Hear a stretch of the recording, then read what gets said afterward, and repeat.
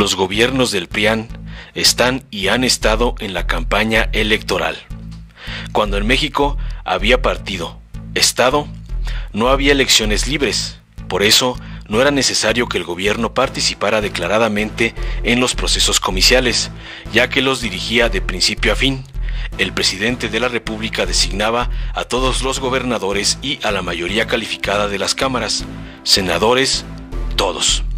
Pero jamás llamaba al pueblo a apoyarle dando el voto por su partido.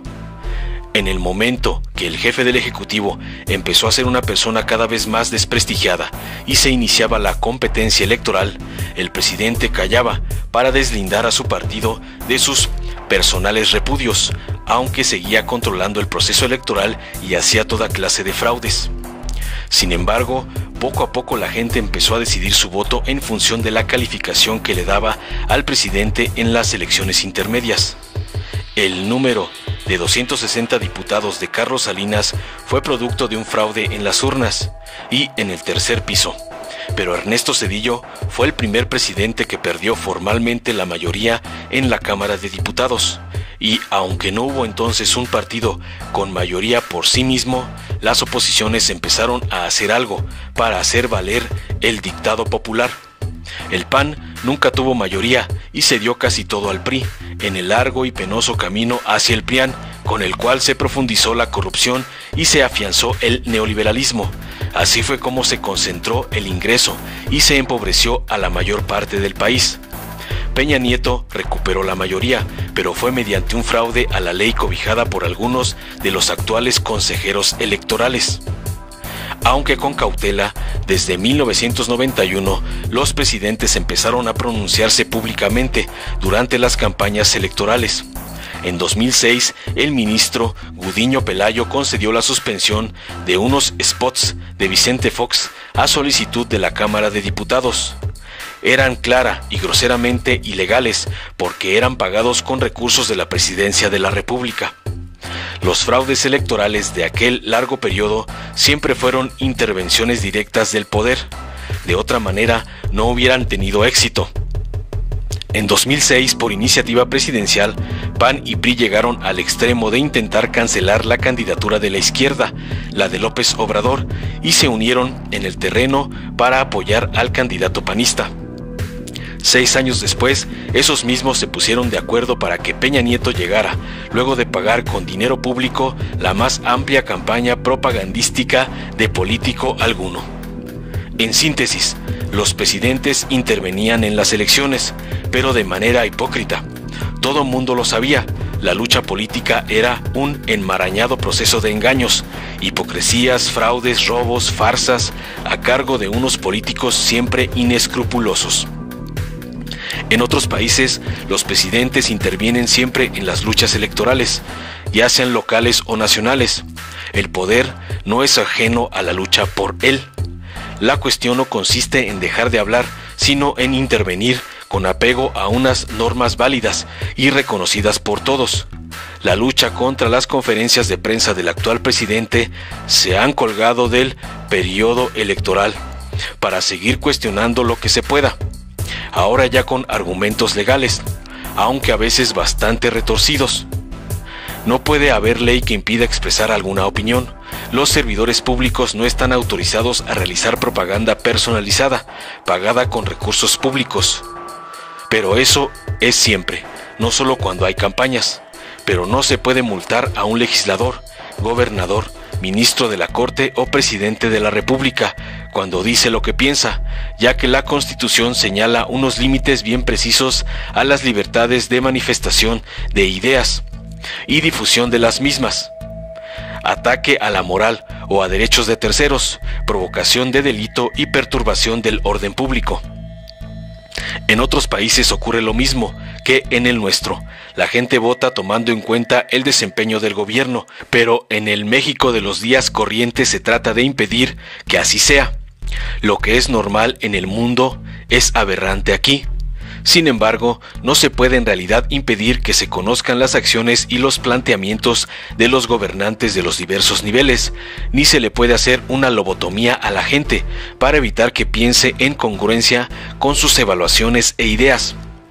Por lo demás, la lucha política del momento no está dada en una coyuntura en la que algún partido de oposición pudiera lograr por sí solo alcanzar la mayoría en la Cámara de Diputados.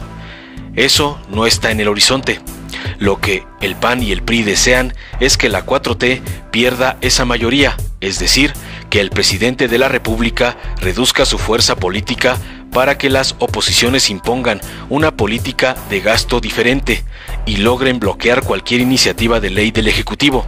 Son, por tanto, las dos oposiciones más fuertes, PAN y PRI, las que están poniendo al presidente López Obrador en el centro de sus campañas políticas y al tiempo piden que se le silencie. Si esas oposiciones realmente creyeran en lo que dicen, estarían especialmente interesadas en que el presidente expusiera sus puntos de vista, calificados por ellas mismas como desacertados y francamente nefastos, e incluso mentirosos, pero viven en el autoengaño de que todo lo que hace el gobierno es rechazado por el pueblo en su gran mayoría. Confunden sus personas con la generalidad de la ciudadanía. Así es más difícil hacer política y hacer oposición. Así no era antes. Lo es desde que se unieron PAN y PRI bajo el mismo sello electoral del PRIAN. En el pecado llevan la penitencia. Informó Mr. Politicón. Nos vemos en el próximo video. Ayer se dio a conocer que el presidente del INE está proponiendo que se cancelen las conferencias durante 2 meses. La transmisión, o sea, que no se transmitan. En abril y mayo. O sea, es que como ya está de moda a nivel mundial la censura, ya nos quieren silenciar. Realmente es una actitud de mucha intolerancia. ¿Cómo nos van a quitar el derecho de expresión, de manifestación? ¿Cómo le quitan al pueblo el derecho a la información? Primero, acudir a las instancias judiciales en el caso de que haya una prohibición, porque sería un acto de censura, sería un agravio, un atentado a la libertad.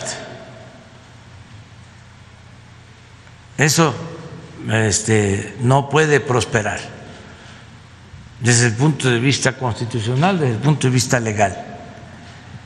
Y lo segundo,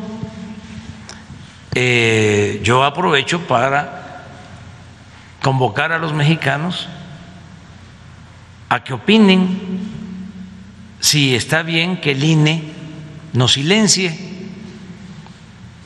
si está bien que en México, nuestro país, no pueda hablar el presidente, no pueda informar, y que no se preocupe el director del INE, no somos iguales.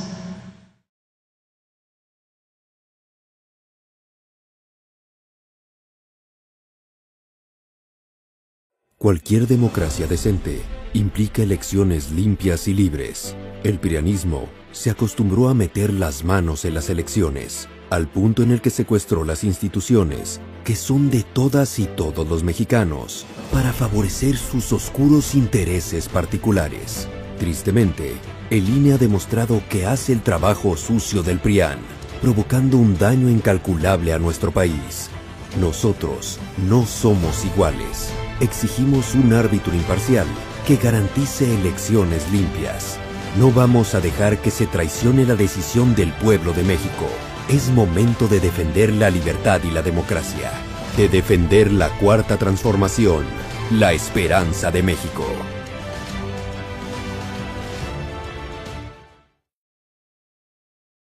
La Cuarta Transformación está poniendo fin a los excesos del pasado, cuando antes se había gobernado con verdadera austeridad, priorizando a quienes más lo necesitan. ¿Cuándo un presidente había renunciado a los pinos, al avión y al Estado Mayor Presidencial? ¿Cuándo se había declarado a la corrupción como el peor enemigo de México? En Morena no hay espacio para lujos y derroche. No puede haber gobierno rico con pueblo pobre. Morena, la esperanza de México. Durante décadas, México sufrió una grave enfermedad, un tumor maligno llamado PRIAN, que saqueaba al país. Se alternaba el poder y fingían competir entre ellos. Hoy finalmente se quitan la máscara y se unen en una perversa alianza electoral. A ellos los une la corrupción, la ambición y el miedo de seguir perdiendo el poder. No permitas que se salgan con la suya. Extirpemos el tumor de México. Morena. Si te gustó, dale like, compártelo, suscríbete y activa la campanita para recibir las notificaciones de nuestro canal.